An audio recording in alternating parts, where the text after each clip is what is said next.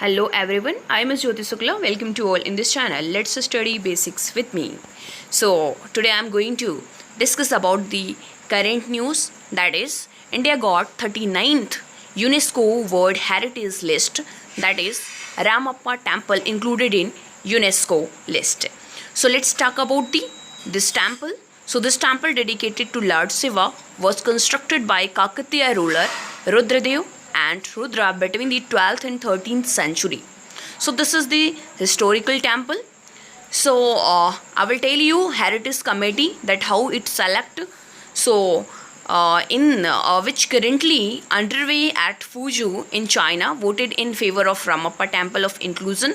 That's a very interesting that China favor to the temple inclusion, and altogether 17 countries backed the resolution, which has strongly supported by Russia, while Norway opposed it. So this is very important that China supported, whereas Norway opposed it. So other small temple within in the complex were constructed by Kakatiya ruler Rudradev and Rudra between 12th and 13th century. Work on the main temple began 1213 CE and completed 40 years later.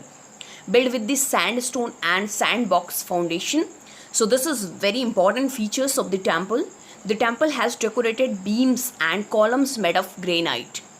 So the temple unique feature is it's a tower or biman, which is in the shape of a pyramid. So this is very beautiful temple, which is just like looking like pyramid. So another feature is the Vimana has been constructed using porous bricks, which are light in weight. And these bricks, one of the feature of the Kakatiya ruler, are popularly known as floating bricks. It representing the architectural and cultural beauty of the former rulers of Urugola. Modern day Warangal, which we call. So with the kingdom expanding to many parts of modern Telangana and Andhra Pradesh. So the technical evolution panel of the iCommerce visited Ramappa temple from the September, and now it is included.